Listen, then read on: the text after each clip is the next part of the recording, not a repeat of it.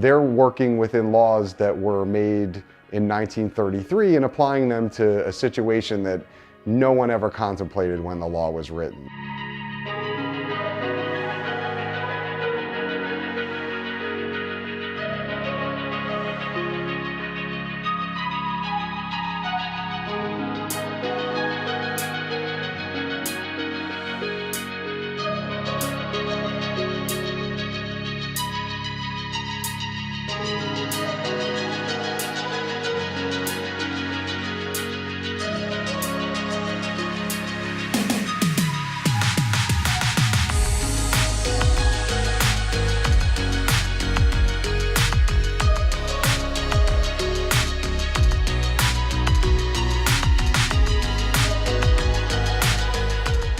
Sure. As you pointed out, there's been a lot of uncertainty in the U.S. with a lot of crypto projects, and I think both of these bills, which they sort of go hand in hand, are aimed at addressing that. The first is the Token Taxonomy Act of 2019, and the second one is the Digital Taxonomy Act of 2019. So just with respect to the first one, it would define what is a security with respect to crypto tokens. And what it essentially does is excludes crypto tokens from the definition of what a security is. So, if this bill were to become law, then from that point forward, you wouldn't have a question of whether a certain token is a security or a utility token. It would just be excluded altogether, based on this law. So, it would bring a ton of certainty to the process for all sorts of projects. But, this really is a situation of, well, you can't have one without the other, at least in my view. And the reason for that is there'll be a lot of skepticism, I think, just based on what's out there about the crypto community. Well, is it just going to be the Wild West as far as tokens? Are there going to be any laws at all? Can people just do whatever they want? And the second bill really answers that question. What it basically does is provides the authority to the FTC, which is a different agency than the SEC, but the FTC would be able to regulate and make sure that there's no misleading or deceptive communications that are put out there by people trying to, for example, sell tokens. So, instead of getting into this debate, is a token a security? Is a token a utility? Does it fall under the purview of SEC regulations that, really were never intended for crypto tokens? You would just, have the analysis. Well, is this company or is this project saying, are they being honest about what they're doing?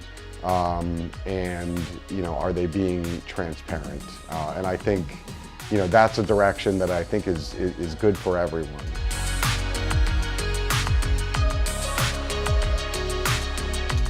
I think, well, first of all, we should point out there's a long way to go in the legislative process. So basically what happened so far is both of these bills were introduced on April 9th.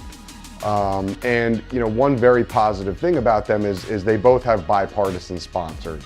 So I think the bill that we were discussing, defining what a security is and excluding a crypto token, that has 6 sponsors, 3 Democrats, 3 Republicans, and the FTC law has 2 sponsors, 1 from each party. So that's a very positive development, but like all laws, it will certainly take some time. So far, these bills have both just been referred to committee, and the committees are going to take the appropriate action. But there's a ways to go in the process. But if it does become law, like I said before, there'll be a lot more certainty.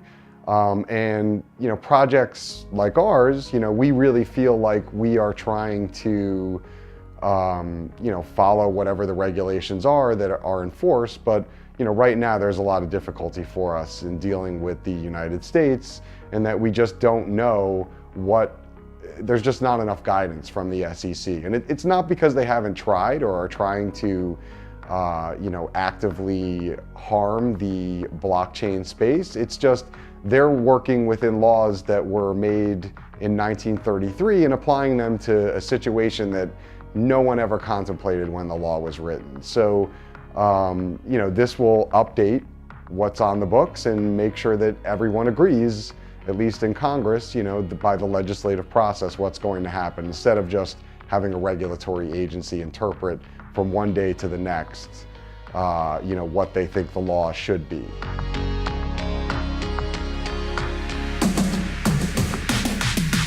Yeah, so this is a very exciting week for us. The Patent Office issued two patents, two new U.S. patents for technologies that this really isn't related to blockchain, but it's for applications that we have had out for some time. And as I was looking over the files, I noted in particularly that one of the applications we filed in late 2012 and the other one in early 2013. So there has certainly been a long process.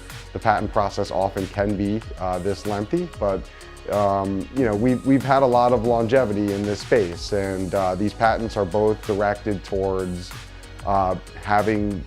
giving people the ability to share digital media while also keeping data custody. So they really cut right to the core about what our company is all about, and we're very, very pleased about them.